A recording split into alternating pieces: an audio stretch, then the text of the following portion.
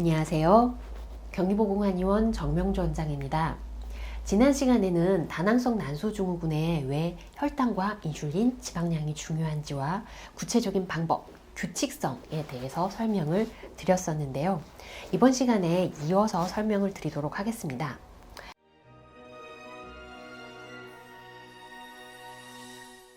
식이 조절에 대해서 시간의 규칙성이 중요하다고 설명을 드렸는데요.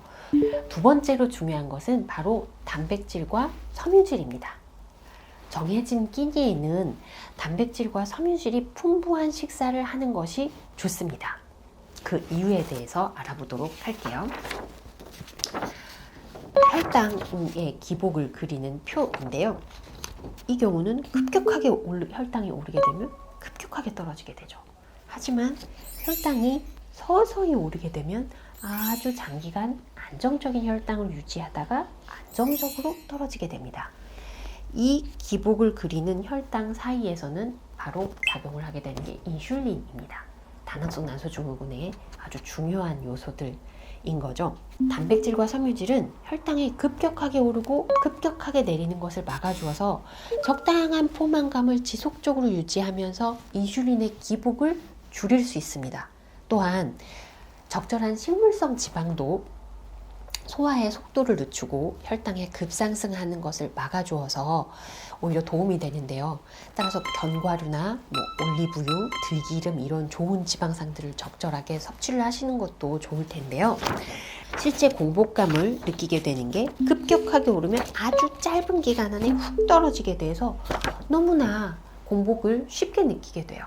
내가 초콜릿 하나를 먹고 돌아서면 순간적으로 혈당이 올라서 포만감이 느껴졌다 하더라도 아주 짧은 기간에 훅 떨어지기 때문에 하나 더 먹을까? 라는 생각이 들게 되는 이유인 거죠. 그 기복의 차이가 상당히 큰 부분을 알 수가 있습니다. 그래서 이 혈당의 기복을 아주 완만하게 만들어 줄 수 있는 세 가지 종류, 제일 중요한 것은 단백질과 그리고 섬유질이 들어가 있는 부분, 그리고 식물성 지방에 대한 부분이 상당히 중요하다라고 말씀드렸어요. 그래서 매 끼니에는 이러한 음식들로 식단을 구성해 주십시오 라고 말씀을 드리게 됩니다.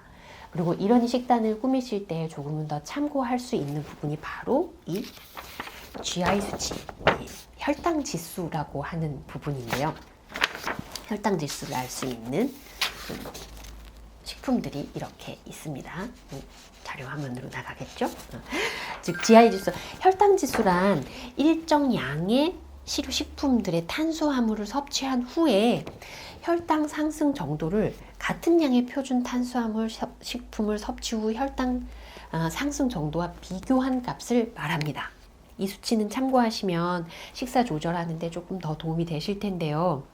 이 지수와 실제 칼로리를 잘 비교하셔야 됩니다. 이 지수가 무작정 낮다고 해서 물론 낮을수록 좋기는 합니다만 칼로리가 높아버리면 오히려 더 문제가 될 수도 있기 때문에 여기에서 있는 혈당 지수와 칼로리를 잘 비교를 해보셔야 돼요.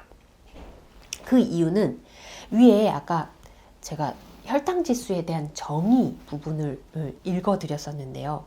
일정 양의 탄수화물이라고 되어 있습니다. 실제 음식 내부에 이렇게 포함되어 있는 탄수화물 전체 용량을 비교한 게 아니고 일정 탄수화물 용량에 따라서 서로를 비교를 한 지수예요. 그래서 여기 버터나 마가린 이런 부분들 보면 버터나 마가린이 파인애플이나 수박보다는 혈당 지수가 나으니 많이 먹어야지 라고 생각을 했다가는 칼로리를 보면 폭탄이에요.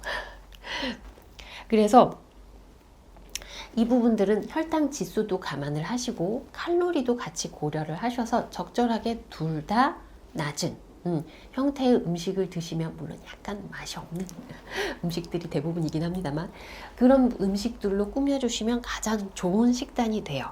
자, 여기 보면 시금치는 혈당 지수도 낮은 데에다가 칼로리도 상당히 낮습니다. 정말 좋은 식품이 되는 것인 거죠. 하지만 여기는 단위 자체가 느리죠. 27과 758. 차이가 너무 커요. 근데 맛있어요. 그래서 아까 얘기 드린 식물성 지방산을 좀 드세요, 견과류를 드세요 라고 한다고 하더라도 그걸 많이 먹으면 안 됩니다. 뭐 땅콩 5알, 호두 1개, 아몬드 3알 이런 정도, 보통 뭐 하루 견과 이렇게 해서 소포장되어 있는 그런 정도의 분량이 적당하게 됩니다. GI 지수가 낮다고 해서 무작정 먹으면 안 된다는 거에 대해서 설명을 드린 것인데요.